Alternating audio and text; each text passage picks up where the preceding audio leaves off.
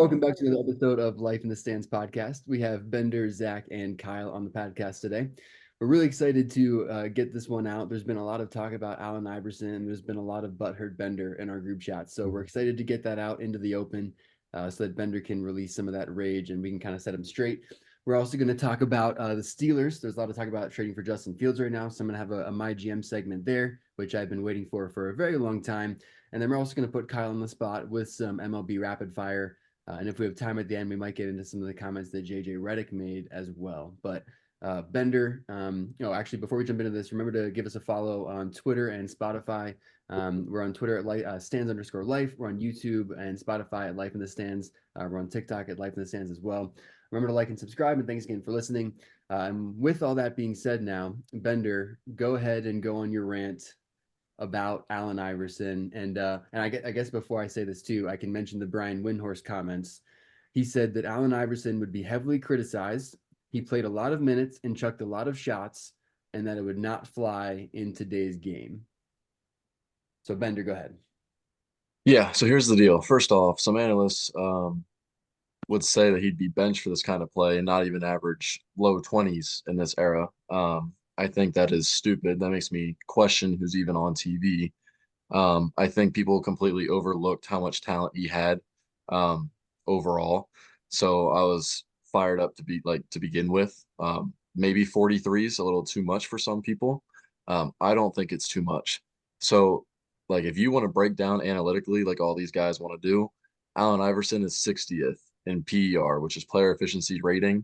And this is ahead of bucket getters, all-time greats, future MVPs, some names that he's ahead of on this list. Guys we consider future MVPs could be Jason Tatum and Donovan Mitchell that he's ahead of on this list. I myself have mentioned that Tatum coming last 3 years or so, and even Donovan Mitchell, I'm not a fan of them. They just jack up shots. It's their volume, right? Now people are saying that's the knock on Allen Iverson here, especially in regards to his field goal percentage and 3-point percentage. If you think about it, early 2000s, late 90s, the 3-point line was not as common as it is today, not as important as it is today. Players didn't start developing a 3-point line basically until probably close to 2010. When Ray Allen became a thing, Shane Battier, all those guys on championship teams, Kyle Korver, the list goes on. But here's the thing. So Allen Iverson was surrounded by 4 defensive based guys in that starting lineup on that not championship team, but finals run that they made. If you think about today's NBA, there's a lot of stretch bigs and a lot of spacing now compared to 20 years ago. So if you just think about the evolution of everything that's happened, just having extra space and extra help can give you more buckets alone. That's more of an isolation factor rather than getting doubled or blitzed. And the only thing here is Eric Snow was the only other guy that could probably create his own shot on that team. Nobody else really, in my opinion. So he probably drew more than 2 defenders towards him. And if you think about his field goal percentage, right? I know I'm going to get bashed for that here in a second. You I are. saw Kyle smirking. Yeah, there it goes. But think about all the tough shots he has to take and make. If he's shooting what you wanted to say, 41% in our group chat, something like that, right? If he's shooting 41% in double teams, think about what he's doing now with more space, right? And the last thing I want to mention here before Kyle tears me a new one, pause. Yo. Today's NBA is a lot less physical, right? So there's a lot more calls, there's a lot more fouls, everything. AI back when he was averaging 33 was top 3 in free throw attempts per game. Think about that. You're telling me he wouldn't go from 33 to 43 in the way the game's called today, just on free throws alone, extra free throws alone? I think y'all are okay. Maybe not 43 for you, right? If somebody says under 30, I think y'all are on drugs, personally. Apparently I'm on drugs. That's news to me. I just don't think it's possible. I mean, you see all these players nowadays who are much more polished offensively than AI was. Luka, for example, this guy and like Jokic, they have crazy effective field goal percentages. And for those who don't know what that is, it's basically just taking into account like the 3-point line with field goal percentage. But like AI's average, what did you say, Zach? I believe free throw percentages are factored into that too. I think it's all like all shots from the field get factored in, Yeah. I believe. Yeah. So yeah, it's like it's a good, I mean, it's a good representation, basically. Yeah. Yeah. But AI's EFG was only 0.45. And I understand the discussion behind like him having really no other offensive weapons, but that's not going to change the fact that that's not going to create winning basketball. Because I think we've seen it for years. Well, also the average in the NBA is 0.53, so there's a difference of 0.8. No, sorry, 0.08 percentage points there.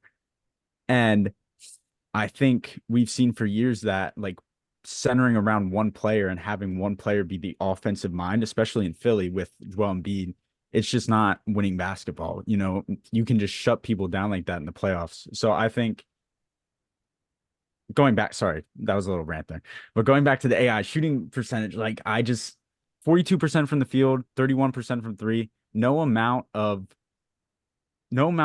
lackadaisical defense that the old heads like to say that is being played today is gonna be able to bump that. Like, I don't care. The fact that the 3-point line back then wasn't being played as hard on defense, like they're just gonna let him shoot. I would argue that many people just didn't guard the 3-point line because there weren't as good 3-point shooters. Like, nobody's gonna guard that. So the fact that he only shot 31% from three is pretty disgusting, and I don't think it transferred into 43 points today. Maybe on 50 shots if he takes 50 shots. I don't know what your thoughts are though, Zach.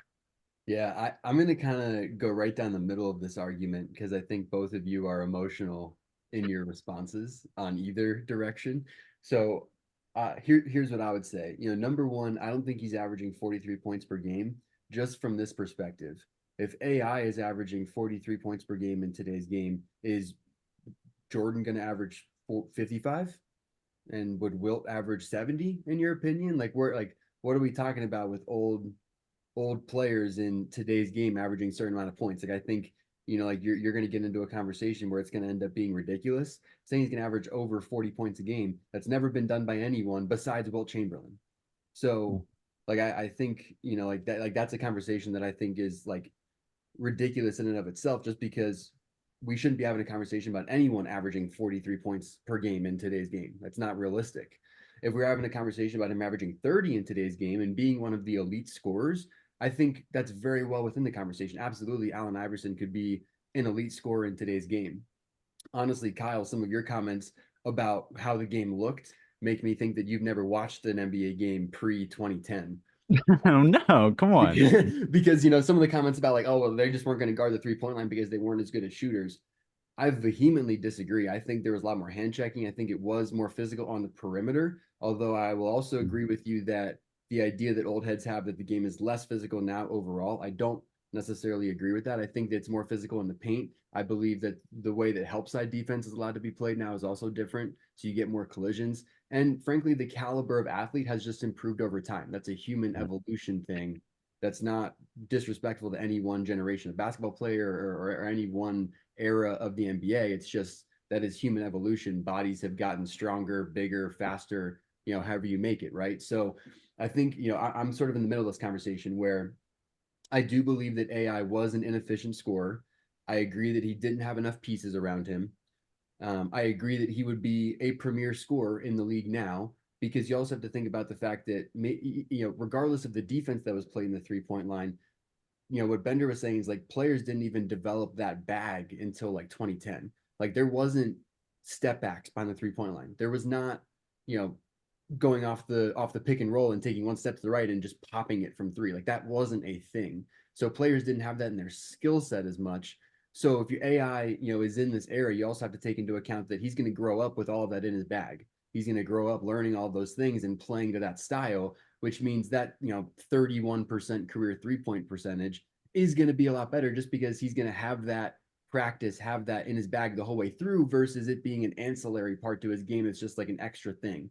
Talking So, about practice? I was gonna say that, Bender. So again, all that being said, do I think Allen Iverson is a 30 points per game scorer in today's NBA? Yes. Do I think he's probably still among the more inefficient top scorers of today's game? I still think probably yes. Is he as bad as a Donovan Mitchell or Jason Tatum? The data shows not, but I don't think he's that much drastically better that we need to have a conversation about him averaging more than 40 points a game. I think that's also ridiculous. So Yeah. kind of right in the middle of both of you, where I stand on this. I want to jump in because you talked about like human evolution, player evolution, all that good stuff. And here's where I got annoyed with Kyle's rebuttal. Um, I I still think you're undermining his talent and his creativity as a player. Who's to say he's not like not exactly the same, but if you want to talk about somebody that reminds me of him in today's day and age of what I think he would be in today's day and age, my comparison would be Kyrie Irving. Mm-mm. I think it would be. I Mm-mm. think you'd see the step backs in the mid range. I think you'd see the creativity at the rim. Like he has all the space to do so. Let's look at So what Kyrie, Kyrie's averages are. What's the most points Kyrie's ever averaged in a season? let me look. Kyrie is, I know Kyrie is much more efficient than most points. Kyrie no, but has that's not the point. I'm talking about his bag. I'm not even talking about like 27.4 points per game is Kyrie's best. And you could be talking about something different, Bender, but I think it's still a relevant point to bring up as you're talking about this. So continue. for sure. The other part I want to bring up, because Kyle mentioned winning basketball. I want to know where we're talking about winning basketball here. We're talking about an average. I know But that at the was a same, but no, stop. But at the same time, something that you considered not winning basketball still got them to the finals with barely any help. So that 41% or whatever it was in 33 a game still got them somewhere. So I think you need to still give them credit. And I'm just annoyed. I feel like you and Windhorst and everybody else are all undermining his talent. when I was talking about winning basketball, I was talking about in today's NBA. Like you used to be able to get away with that, but I think overall team defense as a whole has gotten so much better, and that's why you see the MVP of the league, Joel Embiid, get shut down in the playoffs every year, and we get bounced out of the second round. That's what I meant by that.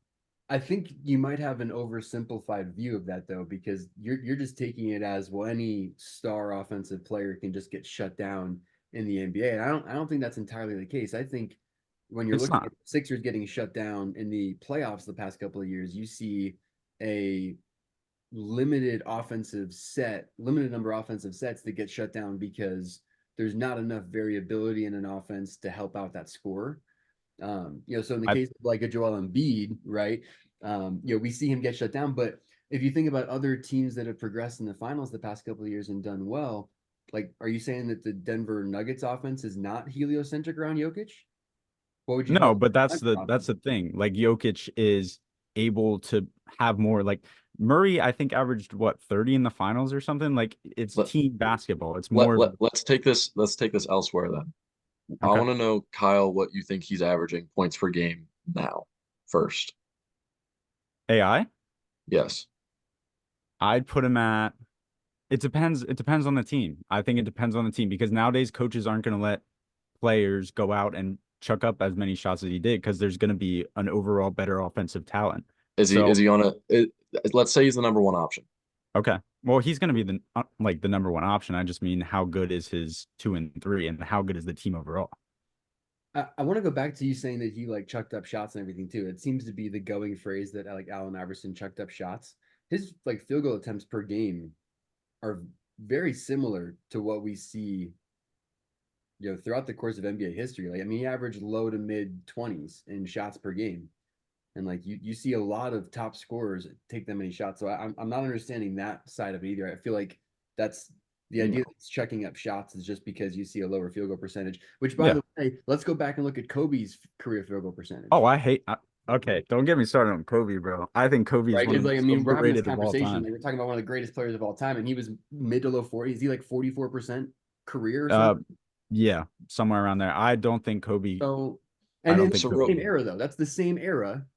And Allen Iverson's just a tick under that, right? So if you're looking at talent, hard work, efficient, like whatever you want to like say, like in terms of just offensive output, like Allen Iverson is there. You put him Okay. all the training, all the conditioning, everything that goes in today's game, and he grows up in that. He's gonna be an elite scorer of Yeah, today. he's going to be Not as elite. efficient I- as a KD or as a Luca or as a Jokic, Yeah, but he's gonna be elite. but he's not putting up 43. But not putting up 43. I'll agree with that. real quick. So I think Kyle has a better point than what Windhorse has. I think Windy just completely just said, no, he's not even a superstar. Like that's where I got triggered in my head. Um, just because he almost made it sound like he would just get benched for chucking up shots, right? Yeah, I don't agree with Um, that. so where I was going with this conversation and asking you how many points per game you think he'd average now is you want to mention help side defense, sure. I want to mention floor spacing, sure. But then you also then have to talk about how his other numbers are going to go up because I think his assists are going to go up. I think steals are going to go up, like all that kind of stuff. Um, so I think the way defense is played would help other parts of his game and still make him a superstar and still like a big time point guard. But I still think he could do 30 and 10 at that point then if you want to talk about that. I absolutely agree. I think he would be. This just popped in my head when you were talking about that. I really think he would be a Trey Young. Now that I think about it, like I think that's a really good. I mean, not quite with the range. Well, depending on like if he grew up shooting from that far out, but still, like I think he'd be like a close to 30, 10 assist kind of guy. I would call him a smaller version of Shea right now because No, Shea is mid range and in, and then takes the 3-pointer. And I think that's how AI played majority of the time. So that would be my comparison. yeah, It's but I think if you put him in this era, he's going to be more of a 3 point. Yeah, Like, He I think he could. does have much more of a big focus on 3-point line if he grows up in mhm. this era for He sure. could. Like Yeah. he becomes a really good shooter if he grows up in this era probably. But you brought up like the idea of the mid range, and we should transition soon here.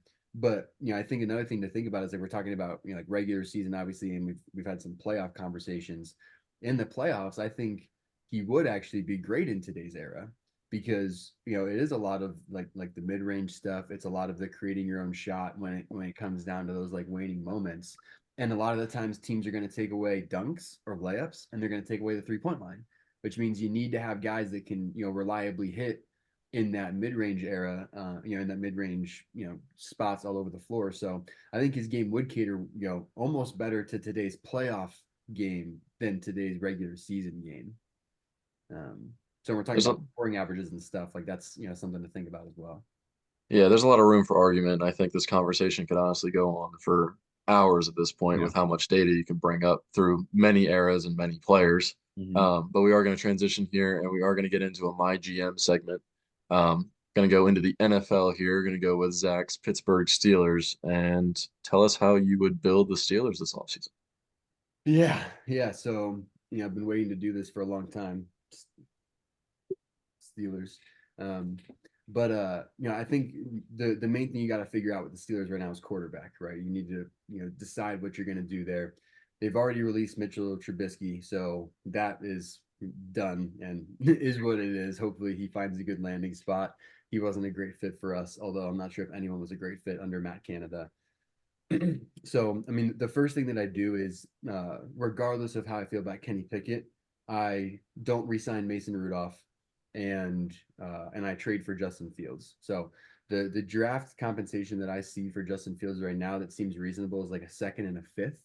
I think the Steelers could do a second and a fifth this year. They had a really strong draft last year with Darnell Washington, with Joey Porter Jr., with Keanu Benton, with Broderick Jones, and even Corey Trice, who I'll get into in a minute, who didn't even see the field last year because he got injured in training camp, had an ACL injury in training camp.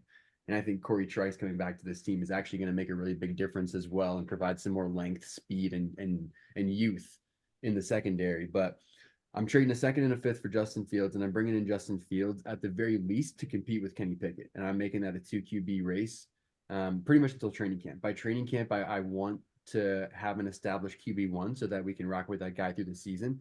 But I think there's enough time between now and then, if you make a trade happen sooner than later, to really have that competition be going. And I think by that time, you'll have a good idea of where the team is leaning and what the team thinks should happen. And at that point, you make that decision. But I honestly, I'm a little torn with that too, which is why I want to see that be a 2 QB race, a 2 horse race. I like the idea of what Justin Fields brings to the table in an Arthur Smith style offense where there's less pressure on him, but he can still have the ability to use his legs in situations that make sense.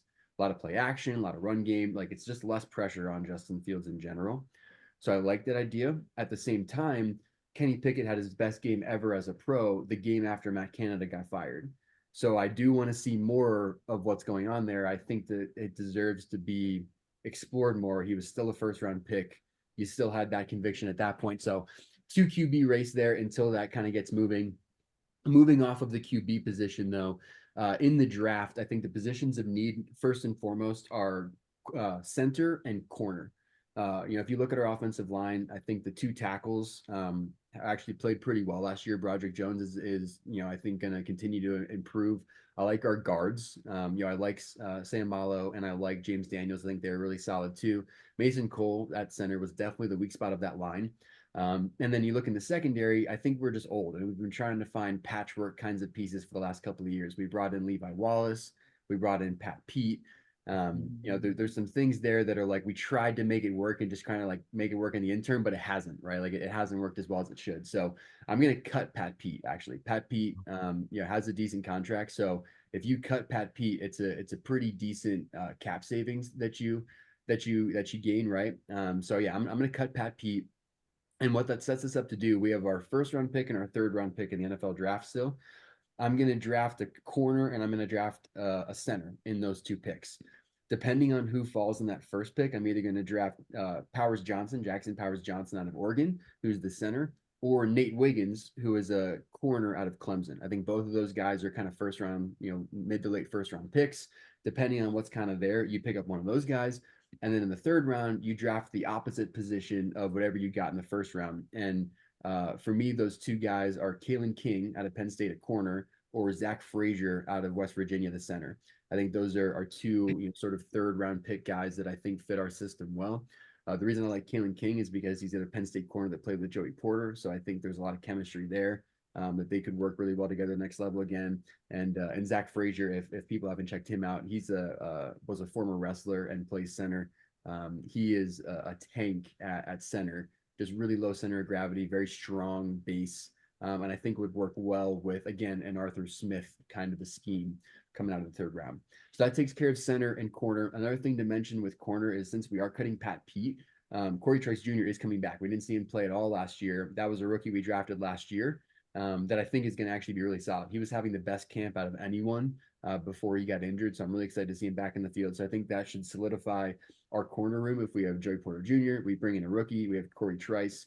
And Levi Wallace is still technically under contract. So that all kind of goes to show there. The next thing I'll talk about is the offense a little bit. I'm going to say that we should take Najee Harris's fifth-year option. The NFL salary cap just came out recently. It was increased to $255 million from $220 million or something like that. So it's an increase of like $30 million this year. It's a record-breaking cap increase year. Najee Harris's fifth-year option is about $9 million, and I think for a back that's produced over 1,000 yards in every season he's played, it makes sense at this point.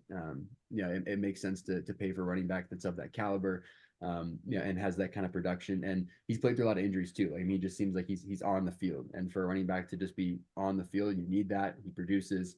When he's healthy, he's good. So I'm going to take Najee's fifth-year option. I'm also going to cut Allen Robinson.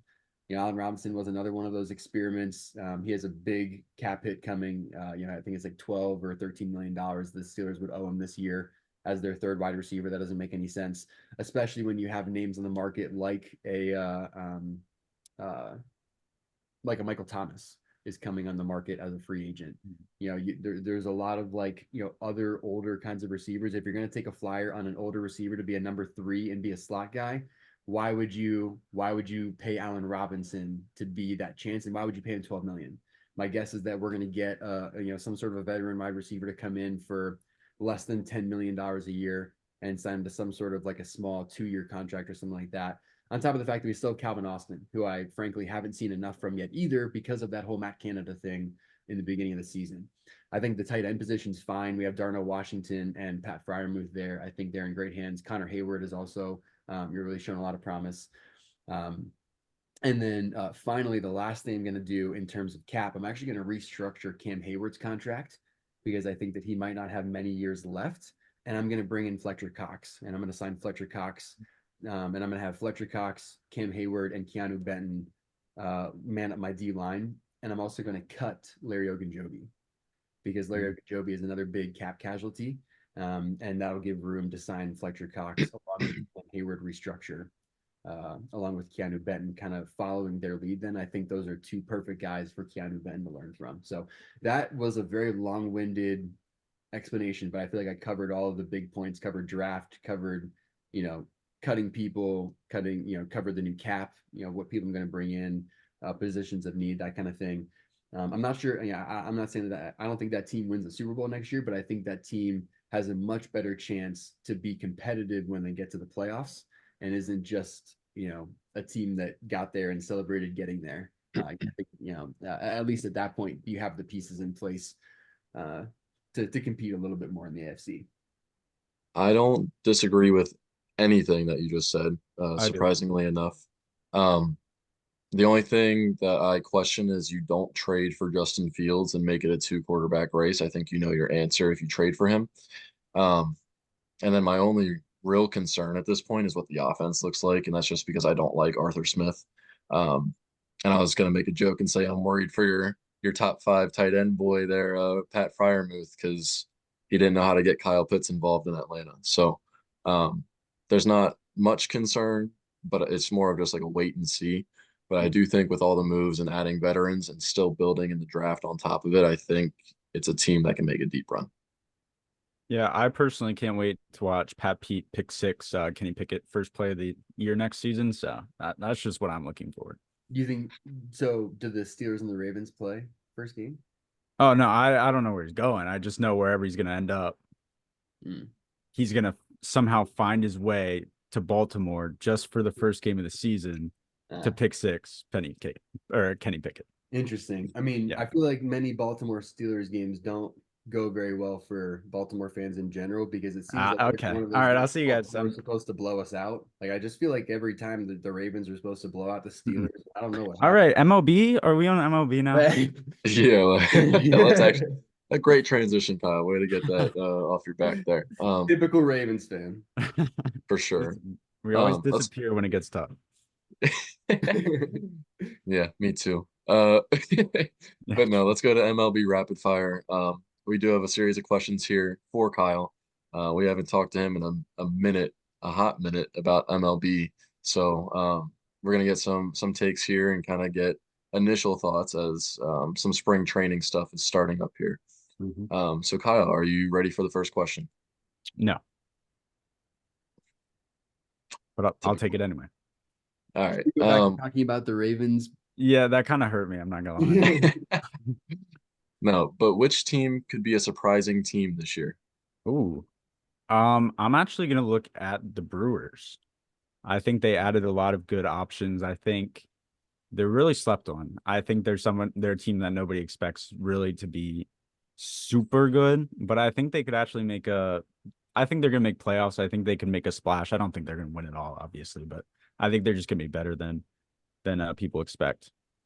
Yeah, definitely tough in the National League, but I do like that they got our boy Hoskins. Yeah. Maybe it's because they're from Milwaukee. Maybe that's why they don't. Nobody expects anything. All right, who will win the National League MVP? Oh, can I just go Bryce Harper?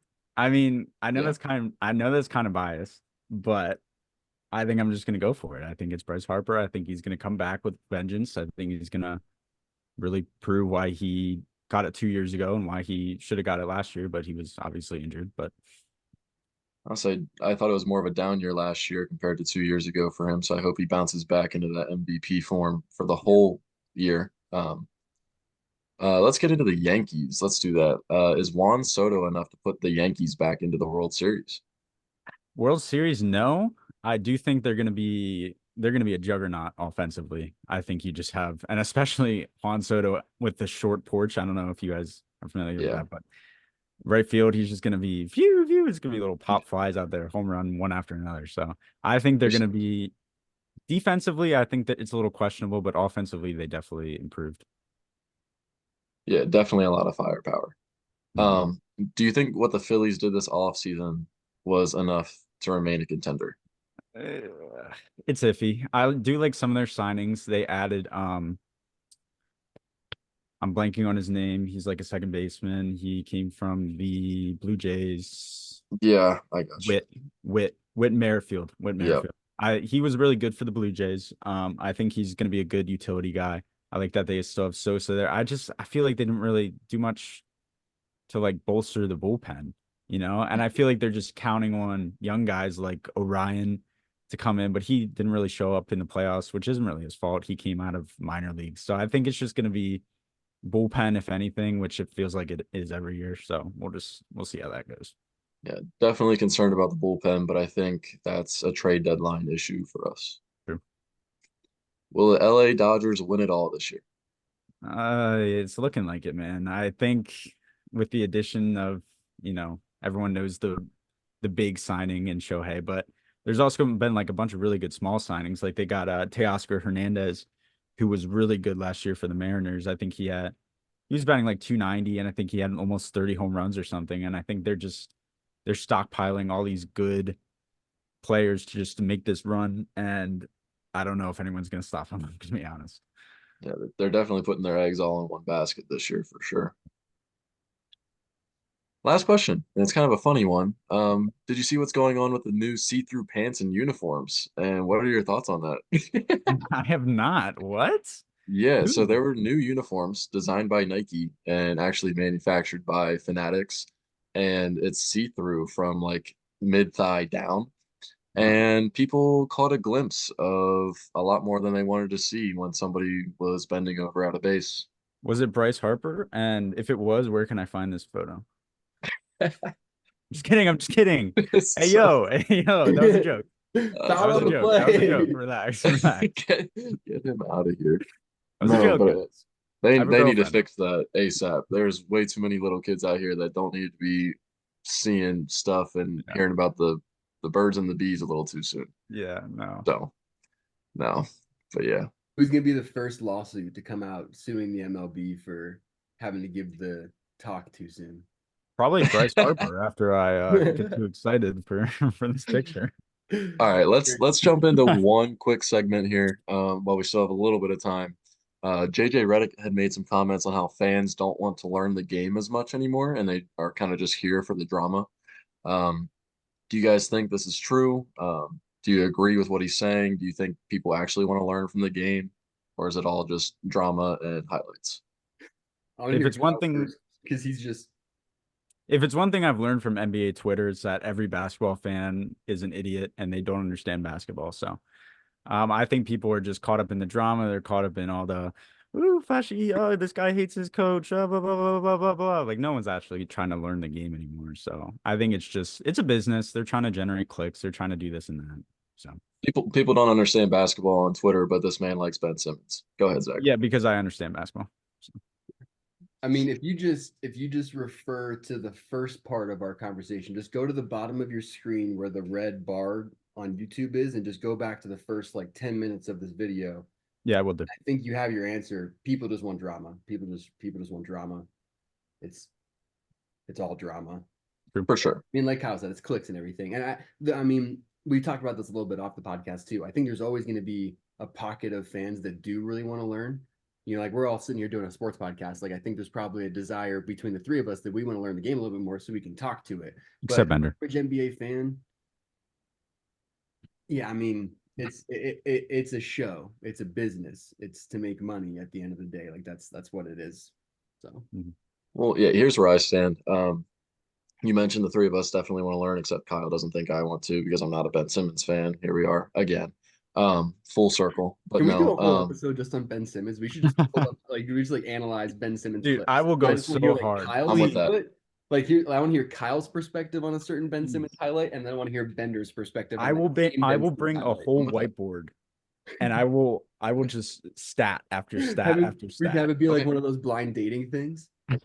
It's like both of you don't get to see what the other person said about the play. And then That's a we'll great just idea. line them up next to each other. That'd be hilarious. That'd be great.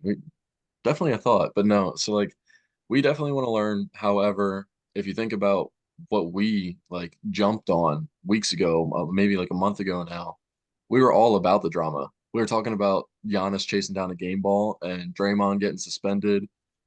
We didn't even get into John Morant's suspension as much, like when the whole gun thing came out. Like that, people like in the social media world just want to see something happen and over exaggerate and kind of just throw it out of proportion, in my opinion. It's I don't know, it's kind of sad, but at the same time, it's just the way the world is now. But Mhm. Speaking on that, actually, like earlier today, there was a big fight in the Heat and Pelicans game, and that's all over social media now. So Yeah. that's definitely true. Oh yeah, I actually recently saw like something resurface about comments Wilt Chamberlain had made about like all the money that players make in today's NBA too, compared to like what he was making and what the guys he played with were making and all that kind of stuff. And he had made comments about just like, the purity of the game is not as like it's just not as pure because of all of these other things that are attached to it now. But I think you can't have bits and pieces of what the game is today. Like you can't have a $40 million a year contract if you're not willing to take the feedback or the ridicule or all the things that you're going to see on social media and all the things you're going to see all over the internet, because all of that money comes from brand deals, comes from eyes, comes from recognition, comes from TV deals, like comes from all of that attention. So like I think you can't have it both ways in today's NBA, and I think that's something that might get lost too. Is like part of all of your salaries, like part of all of the deals they sign, literally comes from all of the attention that drama generates Mhm. back into the league, back into revenue, right? So it's interesting the way it all kind of works, and it is unfortunate that it has to work like that, but at the same time, like it's hard to look at it and say that it still hasn't benefited the players, right? Because they're still walking away with those deals, those checks. They're better off. It's generational wealth, all those kinds of things. But it comes with both sides. Mhm. sure. All right. Well, with that being said, thanks for tuning in to another episode of Life in the Stands podcast. Remember to shoot us a follow on Twitter at stands_life and YouTube, TikTok, and Spotify at Life in the Stands. We will be back at some point with more to debate. Maybe Ben Simmons, maybe Allen Iverson, maybe some sort of drama, or maybe we'll do something analytical. Uh, who knows? But we'll catch you guys next time on the podcast.